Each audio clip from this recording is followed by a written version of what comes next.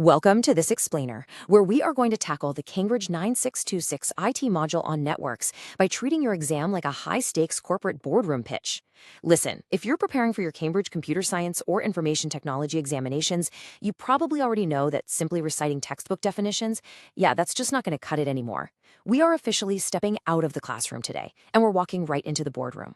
I want you to imagine that the principal examiners are the board of directors, and your exam paper sitting in front of you is a multi-million-dollar business proposal. You literally need to justify every single point with data, with strategy, and with absolute precision. Today, we're zeroing in on syllabus section 14.1, networks. We're talking LANs, WANs, client-server models, peer-to-peer setups, VPNs, and mobile networks. We are going to completely overhaul how you look at these concepts. Okay, let's dive into this and fundamentally change how you approach your IT exams. So here's our itinerary for today. Number 1, the Network Exam Challenge. 2, Critical Examiner Warnings. 3, the Procedural Framework. 4, Mastering Critical Analysis. And finally, number 5, the Method Mark Strategy. Let's jump right into the first section. Section 1, the Exam Challenge. We have to start with the single biggest problem students face when they finally sit down to write their exams. Let's visualize this. Imagine two students taking the exact same Cambridge past paper. Let's look at question code 0417. We'll call these students Alex and Sam. Now, Alex is the classic over-preparer. Alex overloads their answers with raw computer science facts. They write entire pages detailing the exact microscopic mechanisms of how a router works or the specific encryption protocols of a VPN, but they offer absolutely zero analysis of the actual business scenario provided in the question. They just word vomit the textbook. Then we have Sam. Sam looks at the clock, panics, and rushes through the paper. Sam completely misses the specific command word requirements. When the paper says evaluate or compare, Sam just writes a basic descriptive summary instead of a critical analysis. The tragic part? Both of these students leave the exam hall feeling super confident. They think they nailed it. And both of them are going to end up dropping multiple grade boundaries when results day comes around. So why does this actually happen? It's a really frustrating question, and it plagues thousands of Cambridge candidates every single year. Whether you are progressing from 0417 or 0478 IGCSE, where you're already tackling the advanced 9618 and 9626 syllabuses, the leap in expectation is just massive.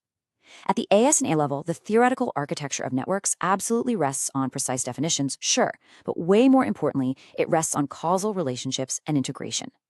The reason students fail is that they treat a local area network or wide area network as a totally isolated concept, like it's just a flashcard to memorize. But in reality, top-performing students exhibit connected, conceptual understanding.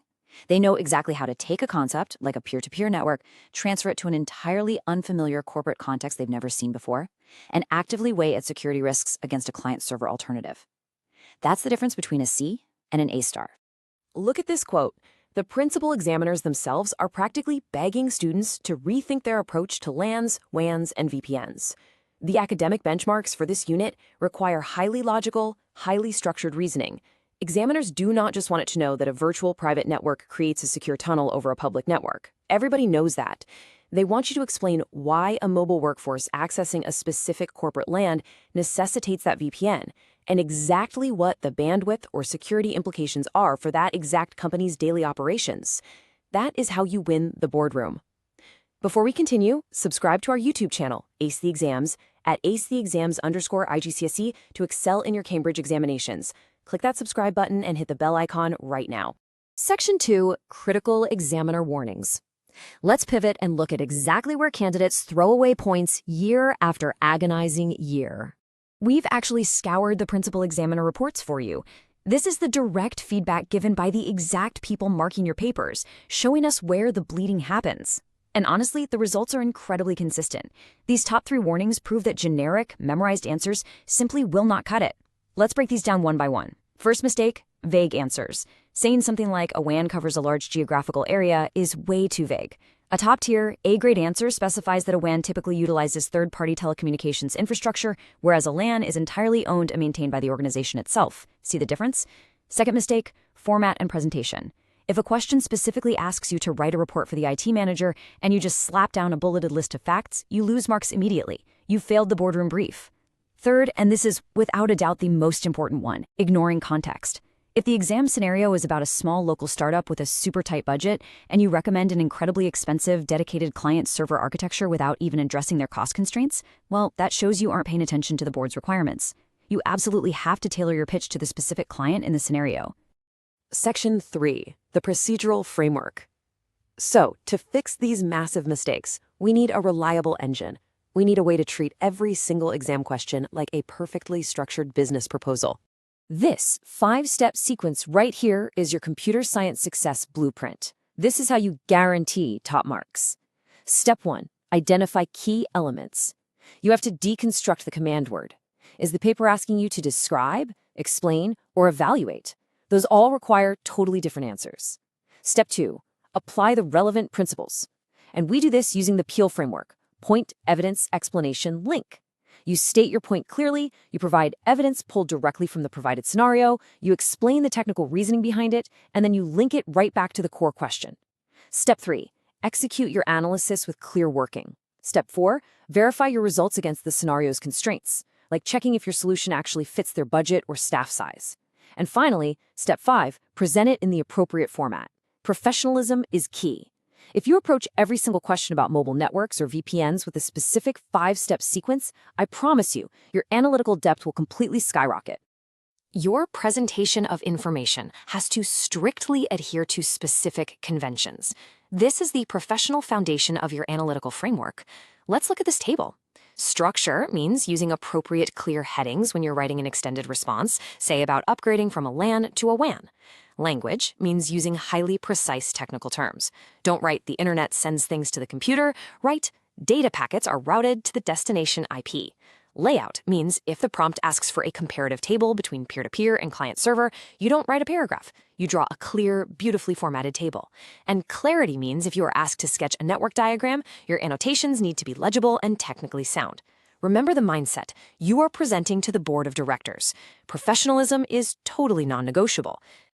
Stop scrolling. Subscribe to our YouTube channel, Ace the Exams, at acetheexams_IGCSE to excel in your Cambridge examinations.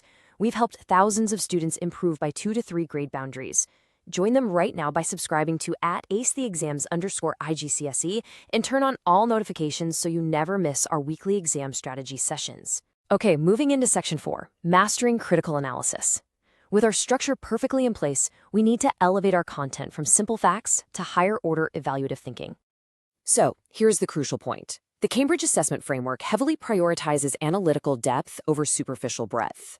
They want to see you evaluating alternatives and justifying your decisions, not just listing 50 networking facts you memorized.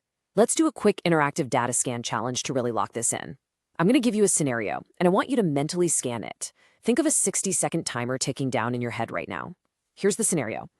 A company with 50 remote workers needs secure access to their central database over public mobile networks. Now, superficial breadth, which is what Alex from our earlier example would do, would just quickly list out what a VPN is, what a mobile network is, and what a database is. That's a textbook dump. Analytical depth, however, would identify the specific security vulnerabilities of using public mobile networks, actively propose a VPN as the necessary solution, and then critically evaluate the encryption overhead and the potential latency that the VPN tunnel is going to introduce to those remote workers. That is true analytical depth. That's what gets the marks.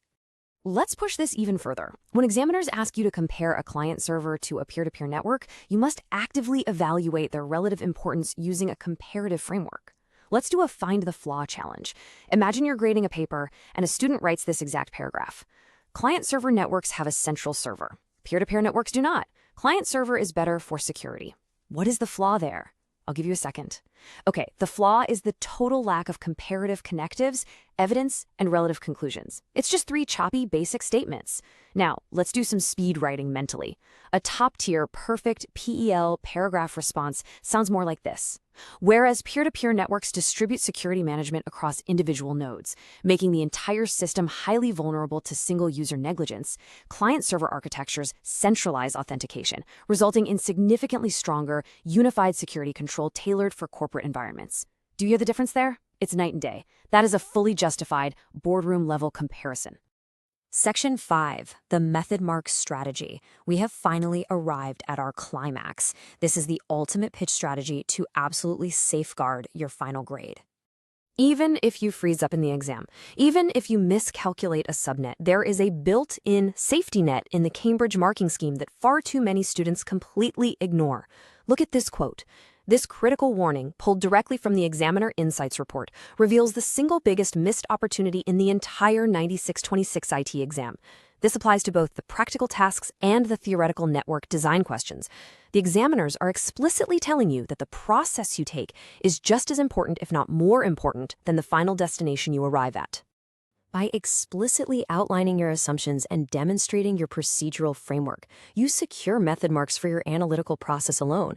This is huge. For example, let's say you are designing a subnet scheme or justifying a specific LAN topology for a prompt. And let's say your final recommendation is technically slightly off, but if you explicitly documented your constraints on the page, if you wrote down assuming a maximum budget of $5,000 as stated in paragraph 2, or calculating for a 20% future network expansion based on the company's growth plan, the examiner will award you method marks for your logical reasoning. Your thought process literally translates into points on the page. Students who explicitly map their assumptions see a massive, massive leap in their final scores.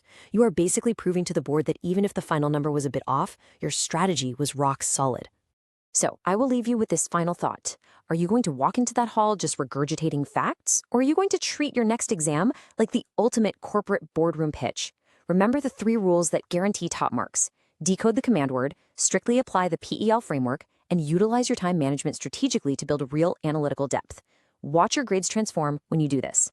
Students who implement these computer science strategies see an average improvement of 2 grade boundaries, but only if they practice consistently with our weekly videos. Here's your final reminder. Subscribe to our YouTube channel, Ace the Exams at acetheexams_IGCSE to excel in your Cambridge examinations. Subscribe right now to at acetheexams_IGCSE and click that bell. Don't let another exam pass you by. Drop a comment below with your target grade for computer science and the biggest challenge you're facing. Our team responds to every comment. Like and share this video with a study partner. Ace the Exams, your Cambridge success starts here. Keep analyzing, keep justifying, and I'll see you in the next explainer.